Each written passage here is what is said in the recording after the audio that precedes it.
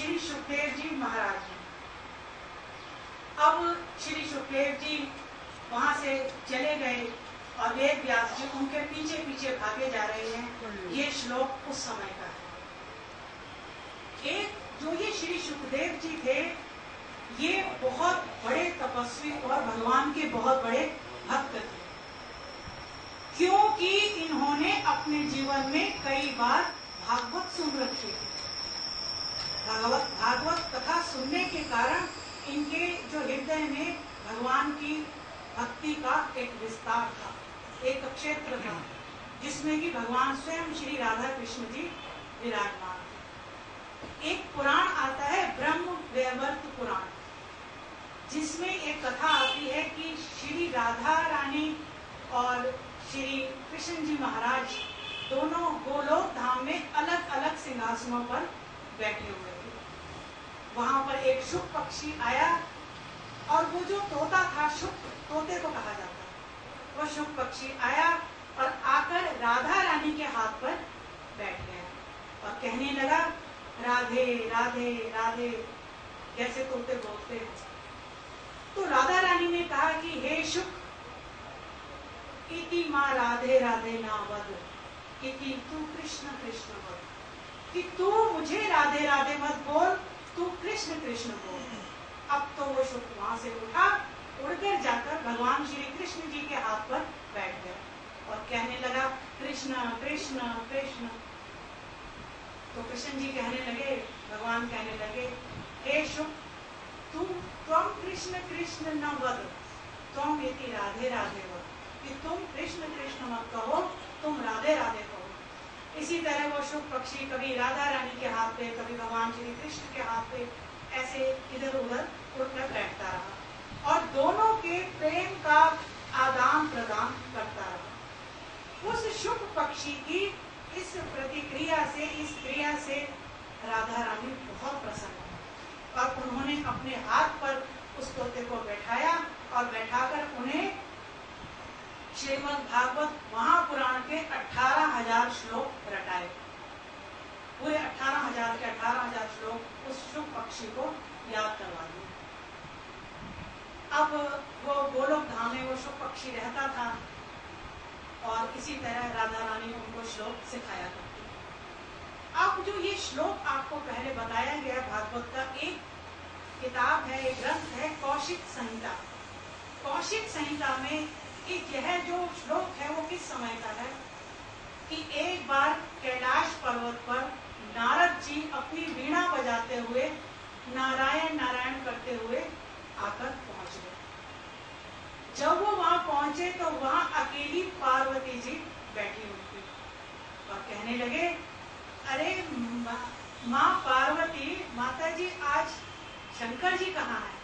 तो माता जी कहने लगी कहीं काम से गए होंगे, आ जाएंगे अभी थोड़ी देर में। तो नारद जी कहने लगे आपको बताकर नहीं गए, कहाँ गए हैं? कहते नहीं, वैसे तो बताकर ही जाते हैं, आज शायद जल्दी में चले गए, बताना भूल गए। तो नारद जी कहने लगे लगता है देवी कि शंकर जी आपको प्रेम नहीं करते। तो माँ पार्वती जी कहने लगी नहीं, ऐसी बात नहीं है, वो हमेशा मुझे बताकर ही जाते हैं, लेकिन आज भूल गए। तो अब देखिए ये जो नारद जी है ना, नारद जी उस समय मीडिया का काम करते थे। जिस घर में लड़ाई नहीं हो रही होती थी वहां पहुंच गए तो लड़ाई शुरू, और जहां हो रही है वहां पहुंच गए तो लड़ाई, ये काम था। अब पार्वती जी को कह रहे हैं कि शंकर जी आपको प्रेम नहीं करते।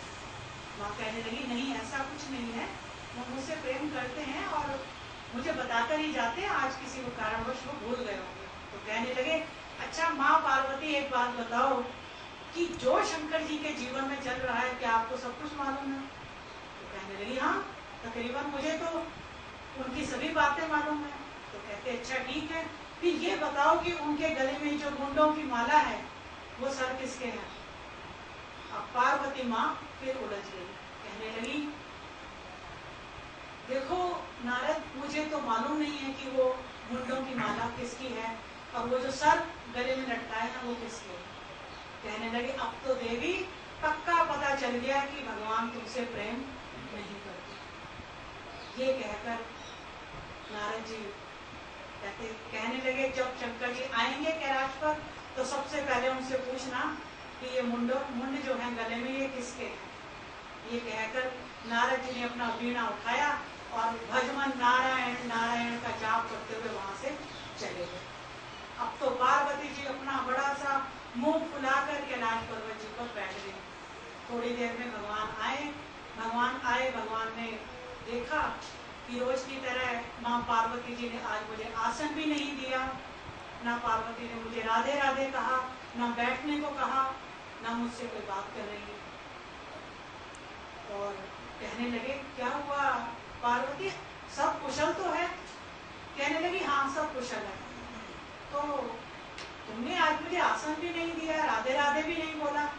तो कहने लगी ऐसा है स्वामी, आप मुझे प्रेम नहीं करते। तो शंकर जी कहने लगे अरे ऐसे कैसे तुम मुझे कह सकती हो कि मैं तुम्हें प्रेम नहीं करता। कहते अगर तुम मुझे प्रेम करते होते तो आप मुझे अवश्य बताते कि ये जो मुंड गले में पहनी है ये किसकी। अब तो शंकर जी थोड़े से उलझ गए और कहने लगे पार्वती पहले तो ये बताओ क्या आज कैलाश पर नारद जी आए थे? तो कहने लगी हाँ नारद जी आए थे, लेकिन आप नारद जी को छोड़ो, आप मुझे बताओ ये मुंड किसकी है? अगर आप मुझसे प्रेम करते हैं तो आप मुझे अवश्य बताएंगे। तो कहने लगे अरे पार्वती इसमें इतना छुपाने वाली क्या बात है?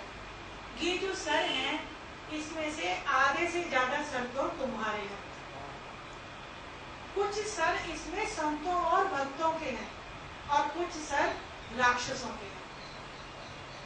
तो माँ पार्वती कहने लगी अरे भगवान ये जो मेरे सर हैं ये आपने गले में क्यों लटका रखे हैं? तो कहने लगे आपके प्रेम के कारण।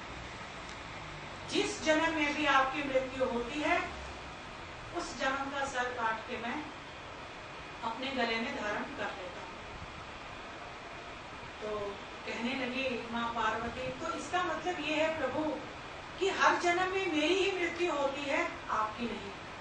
तो कहने लगे हाँ मेरी मृत्यु कभी नहीं होती, तुम्हारी हो जाती है लेकिन मेरी कभी नहीं होती। तो कहने लगी स्वामी ऐसा क्यों?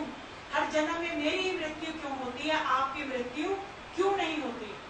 तो भगवान कहने लगे पार्वती मैंने अमर कथा सुन रखी है और जो अमर कथा सुन लेता है उसकी मृत्यु नहीं होती, वो अमर हो जाता है। तो माँ पार्वती कहने लगी स्वामी ये अमर कथा आप मुझे भी सुनाइए, मैं भी इस अमर कथा को सुनना चाहती हूँ।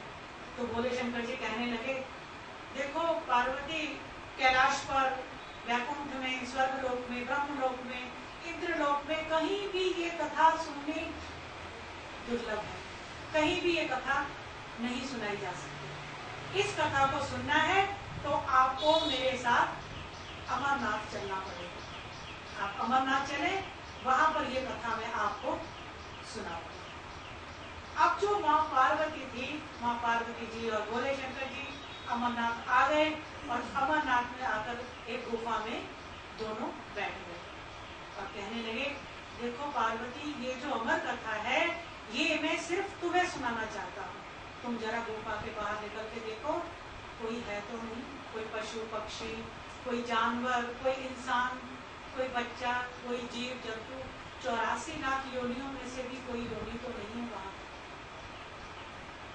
अब माँ पार्वती बाहर आई, बाहर आके चारों तरफ दृष्टि दौड़ाई तो उन्होंने देखा कि बाहर कोई भी नहीं है। आकर अंदर कहने लगी स्वामी बाहर कोई भी नहीं है, यहाँ पर इस समय आप और मैं हैं, आप मुझे कृपा करके कथा सुनाइए।